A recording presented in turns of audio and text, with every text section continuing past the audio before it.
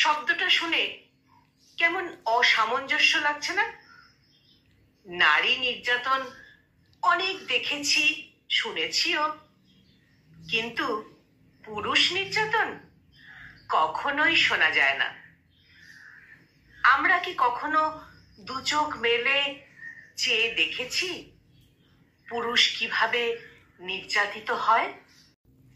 নারীদের নির্যাতনের কথা শোনার জন্য অনেক সংগঠন, আইন রয়েছে, কিন্তু পুরুষদের কষ্ট শোনার জন্য আছেই বা কজন?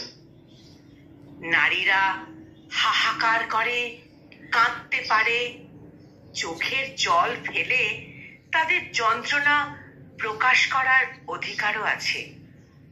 একটা পুরুষের কষ্টে বুক ফাটলেও তাকে প্রকাশ করার মতো জায়গা কোথাও নেই। তবুও থাকতে হবে কঠিন, কারণ সে পুরুষ। এটা কি পুরুষ নির্যাতন নয়?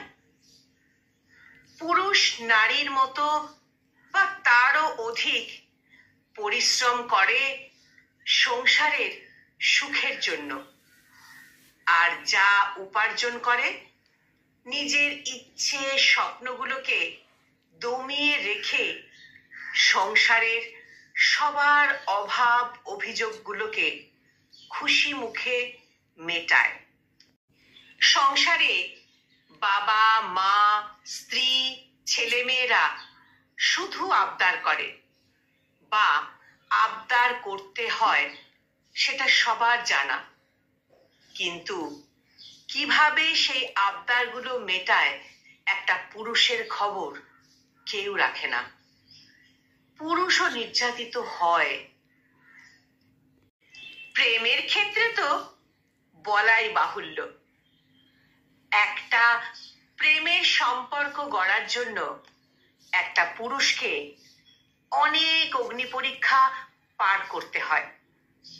সম্পর্ক ধরে রাখার জন্য time maintenance, phone calls, gifts ইত্যাদি দায়ভার তো থাকছেই।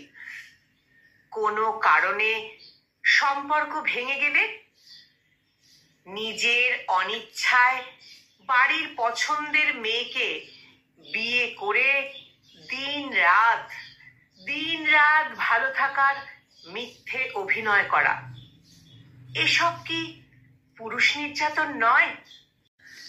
এমনই অনেক পরিস্থিতি আছে যেখানে পুরুষ নির্যাতিত হয়।